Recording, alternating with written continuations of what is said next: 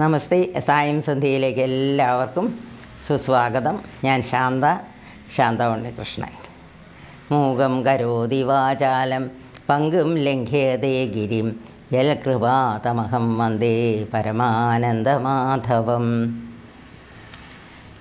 നമുക്ക് പലർക്കും അറിയാവുന്ന ഒരു കാര്യമാണ്, പലരുടെ കഥയും നമ്മൾ കേട്ടിട്ടുള്ളത്. എന്താണെന്നറിയോ?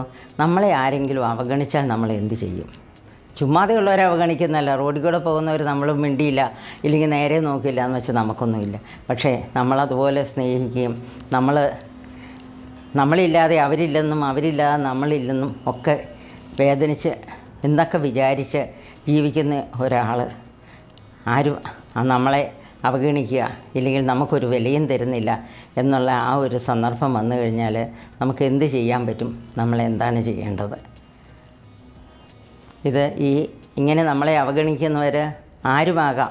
ചിലപ്പോൾ നമ്മുടെ സുഹൃത്തുക്കളാകാം, അല്ലെങ്കിൽ നമ്മളുടെ കുടുംബാംഗങ്ങളാകാം, അച്ഛനാകാം, അമ്മയാകാം, മക്കളാകാം, ഭാര്യയാകാം, ഭർത്താവാകാം, ആരുമാകാം. പക്ഷേ അങ്ങനെ വന്നു കഴിയുമ്പോൾ നമ്മൾ എന്ത് ചെയ്യും? ആദ്യം നമ്മൾ ആരാണെങ്കിലും ചെയ്യുന്നത് എന്താ, കുറേ വിഷമിക്കും, എന്താ ചെയ്യേണ്ടത്.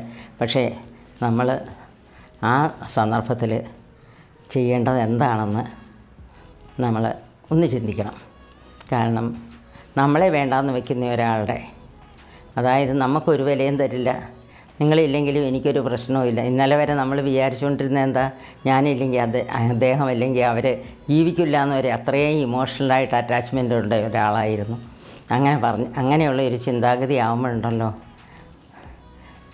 നമ്മൾ ചെന്ന് വീണ്ടും അവരുടെ കാല് പിടിച്ചിട്ട് അയ്യോ നിങ്ങളില്ലാതെ, ഇല്ലെങ്കിൽ നീ ഇല്ലാതെ, ഇല്ലെങ്കിൽ ഇങ്ങനെ ആരും ഇല്ലാതെ എനിക്ക് ജീവിക്കാൻ പറ്റില്ല, ഇല്ലെങ്കിൽ എനിക്ക് അതുപോലെയാണ് ഇങ്ങനെയാണെന്ന് എത്ര പറഞ്ഞിട്ട് ഒരു കാര്യവുമില്ല. കാരണം നമ്മൾ അവരുടെ കാൽക്കൽ വീണാൽ ആരാണെങ്കിലും ശരി അവർ നമ്മളെ ചവിട്ടി താഴ്ത്തുകയുള്ളൂ. കാരണം ഇല്ലെങ്കിൽ ഇങ്ങനെ ഒരു മനോഭാവം നമ്മളോട് ഒരിക്കലും കാണിക്കില്ല. എന്ന് വെച്ചാൽ എന്തോ മിസ്അണ്ടർസ്റ്റാൻഡിങ് ഉണ്ട്, ഇല്ലെങ്കിൽ എന്തോ ഇഷ്ടക്കുറവുണ്ട്, അതുകൊണ്ടാണല്ലോ ഇങ്ങനെയൊക്കെ നമ്മളോട് പെരുമാറുന്നത്. അപ്പം നമുക്ക് എന്താ ചെയ്യേണ്ടത്? ഇതിൻ്റെ ഇടയ്ക്ക് ഞാനൊരു ചെറിയ കഥയും കൂടെ പറയാട്ടോ. അദ്ദേഹം ആവശ്യത്തിന് സമ്പത്തും സമൂഹത്തിൽ നല്ല ഒരാളാണ്. അത് ഇഷ്ടം പോലെ സുഹൃത്തുക്കളുണ്ട്. അപ്പം അവരെ ഒന്നിച്ച് എന്നും വൈകുന്നേരം ആകുമ്പോൾ ഇങ്ങനെ ക്ലബ്ബിലൊക്കെ കൂടുന്നു, വർത്തമാനമൊക്കെ പറയുന്നു, അങ്ങനെ ഉള്ളൊരു ഇതാണ്. പിന്നെ അങ്ങനെ ഒരു ജീവിതമാണ് ഒത്തിരി. അപ്പം അദ്ദേഹത്തിൻ്റെ വിചാരം ഇവരൊക്കെ എൻ്റെ ഏറ്റവും നല്ല സുഹൃത്തുക്കളാണ്, എൻ്റെ അഭ്യുദയകാംക്ഷികളാണ്. നമ്മളെല്ലാവരും അങ്ങനെയല്ലേ വിചാരിക്കുകയുള്ളൂ. പിന്നെ ഇടയ്ക്ക് ഇവരുടെ ഫാമിലീസൊക്കെ കൂടി ഗെറ്റ് ടുഗദർ, ടൂറ് പോക്ക് എന്ന് വേണ്ട, അങ്ങനെയുള്ളൊരു ഫ്രണ്ട്ഷിപ്പാണ് ഇവർ തമ്മിൽ. അപ്പോൾ ഇദ്ദേഹത്തിനൊരു ചിട്ടി കിട്ടി. നമ്മളറിയാമല്ലേ, KSFയിലും ഇല്ലെങ്കിൽ കോപ്പറേറ്റീവ് ബാങ്കിലുമൊക്കെ ചിട്ടി വീണാലുണ്ടല്ലോ, നമുക്ക് കാശ് കിട്ടണമെങ്കിൽ ആരെങ്കിലും ജാമ്യം നിൽക്കണം. അപ്പോൾ ഉടനെ ഇത് കേട്ടപ്പോൾ 5 ലക്ഷം രൂപയുടെ ചിട്ടിയാണ്. അതിനെന്നാ, എനിക്കിത്രയും സുഹൃത്തുക്കളൊക്കെ ഉണ്ടല്ലോ, ആരെങ്കിലും എന്നെ സഹായിക്കാതിരിക്കില്ല, എന്നെ എല്ലാവരും സഹായിക്കും എന്നുള്ള ഇതിൽ പിറ്റേ ദിവസം ക്ലബിലെല്ലാവരും കൂടെ കൂടി. അന്നേരം വേഗം ഇദ്ദേഹം കാര്യം അവതരിപ്പിച്ച്, എനിക്കൊന്ന് ജാമ്യം നിൽക്കണം, നിങ്ങൾ ആരാ നിൽക്കണേ, എനിക്കറിയാം നിങ്ങളെല്ലാവരും തയ്യാറാണെന്ന് എന്ന് പറഞ്ഞു. ഓരോരുത്തരായി ഒഴിവുകൾ പറഞ്ഞു, അയ്യോ ജാമ്യത്തിൻ്റെ കാര്യമൊക്കെ അത് വലിയ പ്രശ്നമുള്ള കാര്യം, ആരുമില്ല ജാമ്യം നിൽക്കാൻ. അന്നേരം ഇദ്ദേഹത്തിന് ആപാടെ വിഷമം. ഇങ്ങനെ ഇദ്ദേഹം ഒരിക്കലും പ്രതീക്ഷിച്ചില്ല ഇങ്ങനെയുള്ള ആൾക്കാരാണ് എൻ്റെ സുഹൃത്തുക്കളെന്ന്. അതേസമയം വല്ലപ്പോഴും കാണുന്ന ഒരു സുഹൃത്തുണ്ട്, ഇടയ്ക്ക് കണ്ടില്ലെങ്കിൽ ഒന്ന് ഫോൺ ചെയ്യും, അത്രയൊക്കെ ഉള്ളൂ, വലിയ അടുപ്പമൊന്നുമില്ല. ഇദ്ദേഹം വേഗം അയാളെ വിളിച്ചു.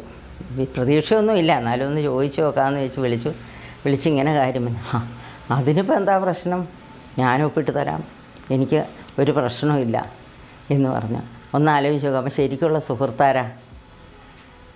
ആദ്യത്തെ കൂട്ടരാണോ ഇദ്ദേഹമാണോ? ഇദ്ദേഹം തന്നെയല്ലേ, നമ്മൾ അദ്ദേഹത്തെ അല്ലേ ശരിക്കും സുഹൃത്തായിട്ട് കണക്കാക്കേണ്ടത്. അതുപോലെ തന്നെയാണ് ഇപ്പോൾ ഈ അവസ്ഥയിൽ നിന്ന് നമുക്ക് പലപ്പോഴും അറിയാം.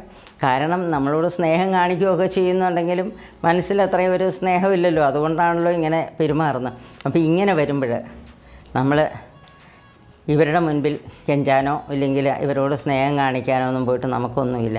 പക്ഷേ നമ്മളിവരെ വെറുക്കേണ്ട കാര്യമോ വിരോധിക്കേണ്ട കാര്യമൊന്നുമില്ല. കാരണം അവരുടെ മനസ്സിൽ എന്തോ ഉണ്ട്, അതുകൊണ്ടാണല്ലോ അവരിങ്ങനെയൊക്കെ പെരുമാറുന്നത്. എന്തോ ആയിക്കോട്ടെ. അപ്പം നമ്മളെന്താ ചെയ്യേണ്ടതെന്നറിയാമോ? നമ്മൾ ഒരൊറ്റ കാര്യം മാത്രം ചെയ്താൽ മതി, നമുക്ക് ജീവിക്കാൻ അറിയാവുന്ന കാണിച്ചു കൊടുക്കുക. നമ്മളുടെ കാര്യങ്ങൾ നോക്കി അദ്ദേഹത്തെ അല്ലെങ്കിൽ അവളെ അല്ലെങ്കിൽ അവരെ ആരെയാണെങ്കിലും ശരി ഇങ്ങനെ ബഹളം ഉണ്ടാക്കാനോ വഴക്കുണ്ടാക്കാനോ ഒന്നും പോകണ്ട.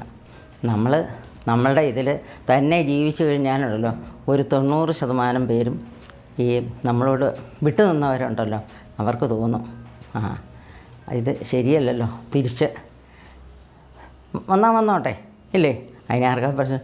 പക്ഷേ എന്നിലും പിന്നെ വന്നു കഴിഞ്ഞാലും ഈ പറയുന്ന നമ്മൾ വേദന അനുഭവിക്കുന്നവരൊരിക്കലും അവരോടും അതുപോലെ തന്നെ പെരുമാറാനൊന്നും പോകുന്നില്ല എന്ന് നമുക്കെല്ലാവർക്കും വിശ്വസിക്കാം. അപ്പം എപ്പോഴും നമ്മളുടെ ആ മനസ്സിൻ്റെ ആ ശക്തി ഉണ്ടല്ലോ അത് നമ്മൾ ഉണ്ടാക്കണം.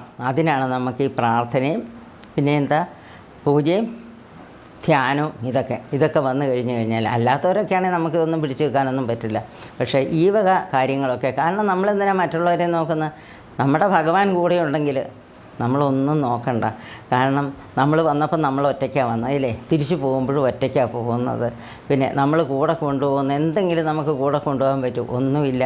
കാരണം നമ്മൾ ചെയ്യുന്ന പ്രവർത്തികൾ മാത്രമേ ഉള്ളൂ, സൽപ്രവർത്തികൾ. അതുകൊണ്ട് പറ്റുന്നിടത്തോളം സൽപ്രവർത്തികൾ ചെയ്യുക, ഭഗവാനിൽ എല്ലാ വിധത്തിലുള്ള വിശ്വാസവും അർപ്പിച്ച് ജീവിക്കുക. അതുമാത്രമേ, ഈ ഒരു പ്രശ്നത്തിന് മാത്രമല്ല, ഏത് പ്രശ്നങ്ങൾ നമ്മൾ വന്നാലും അതിന് ഒരു പരിഹാരം അത് മാത്രമേ ഉള്ളൂ എന്ന് മാത്രം പറഞ്ഞുകൊണ്ട് നിർത്തട്ടെ. നന്ദി, നമസ്കാരം.